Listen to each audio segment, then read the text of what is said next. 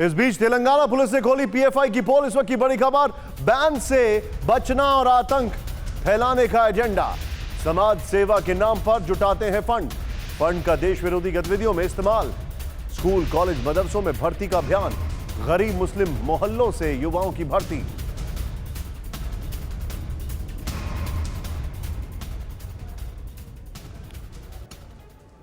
Telangana police की court diary में PFI के उस सीक्रेट प्लान का खुलासा कर दिया है जिसको लेकर सुरक्षा एजेंसियों की नींद उड़ गई है। इसमें हिंसा फैलाना पीएफआई का मॉड्यूल है।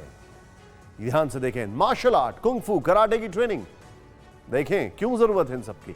शांतिपूर्ण प्रदर्शन को हिंसक बनाना, कश्मीर की तर्ज पर पत्थरबाजी की ट्रेनिंग, कट्टर बनाने के लिए पैगंबर के संघर्ष का हवाला, हिंदुओं के खिलाफ मुस्लिमों के मन में जहर भरना, दहशत और नफरत फैलाने के साथ साथ आतंक की जब भी बात चलती है तो हिंदुस्तान में इन दिनों पीएफआई का ही नाम जुबान पर होता है। बिहार से लेकर कर्नाटक तक, राजस्थान से लेकर महाराष्ट्र तक, इसके फैले तारों ने हिंदुस्तान की पुलिस और सुरक्षा बल की नींद उड़ा रखी है। लेकिन अब आपको इस संगठन की पूरी कुंडली बताते हैं इस रिपोर्ट में।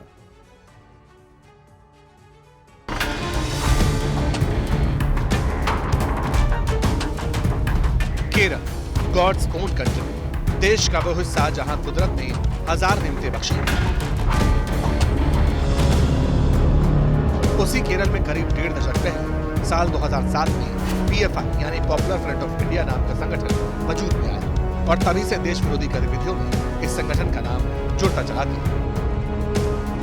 देश में आतंकी संगठनों के संबंध, हेट कैंपेन, हत्याओं और लव जिहाद जैसी करतूतों के लिए पीएफआई कुख्यात है।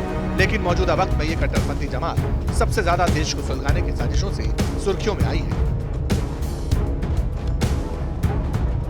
हालांकि आप ये जानकर चौंक जाएंगे कि पीएफआई की जड़ें 1992 के बाद मुसलमानों की भलाई के नाम पर बने कई संगठनों से भी जुड़ती हैं, लेकिन उस वक्त भी इनके खाने और दिखाने के दांत अलग अलग थे। साल 1994 में केरल में नेशनल डेवलपमेंट फंड एनडीएफ की स्थापना की गई।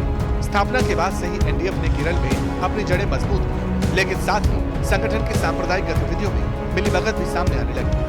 साल 2003 में कोझिकोड के मराठ बीच पर 8 हिंदुओं की हत्या में एनडीएफ के कार्यकर्ता गिरफ्तार हुए। इस घटना के बाद ही पहली बार बीजेपी ने एनडीएफ के आईएसआई से संबंध होने का इल्जाम लगाया। उस वक्त केरल के अलावा दक्षिण भारतीय राज्यों तमिलनाडु और कर्नाटक में भी कई संगठन एक्टिव थे। कर्नाटक फोरम फॉर डिग्निटी यानी केएफडी और तमिलनाडु में मनिथा नीति पसराई एमएनपी नाम के संगठन तेजी से जहर फैलाने का काम कर रहे थे। इन संगठनों का भी हिंसक वारदातों में नाम आ रहा था। नवंबर 2006 में हुई दिल्ली में एक बैठक के बाद एनडीएफ और ये संगठन एक होकर पीएफआई बन गए। इस तरह साल 2007 में पीएफआई अस्तित्व में आया। शुरुआत में पीएफआई ने धार्मिक जो कह सकते हैं लिटरेचर, उसके माध्यम से लोगों को अपनी तरफ आकर्षित करने की कोशिश की, खास करके युवाओं को। और इसके लिए उन्होंने मदरसों का सहारा लिया और मदरसों में जो शिक्षा दी जा रही थी उस शिक्षा में जो पैरेलल एजुकेशन है उसके तहत उन्होंने रेडिकलाइज करने की कोशिश की।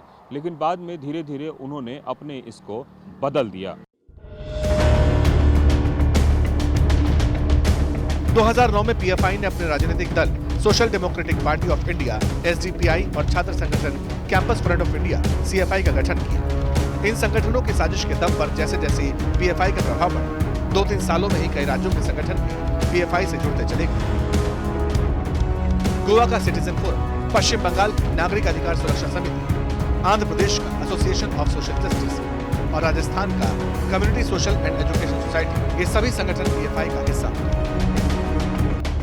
मतलब ये कि पीएफआई का मकड़जाल तेजी से दक्षिण भारत से उत्तर और पूर्व तक फैल चुका था। हालांकि देश ने 2010 में पहली बार इस कट्टरपंथी संगठन का नाम जाना था, जब केरल के प्रोफेसर टीजे जोसेफ के हाथ काट दिए गए। प्रोफेसर पर आरोप था इम्तिहान में सवाल के जरिए उन्होंने पैगंबर साहब की शान में गुस्ताखी की थी। तभी से हेट कैंपेन, लव जिहाद समेत आतंकी वारदातों तक में पीएफआई का नाम जुड़ने लगा। साल 2009 की बात है, पीएफआई ने एक एसडीपीआई करके एक अपना पॉलिटिकल विंग बनाया और बताया जा रहा है कि पीएफआई के लोग उस विंग से जुड़े। 2010 में इसे राजनीतिक पार्टी का दर्जा भी दिया गया और बाद में ये चुनाव लड़ना शुरू भी किए।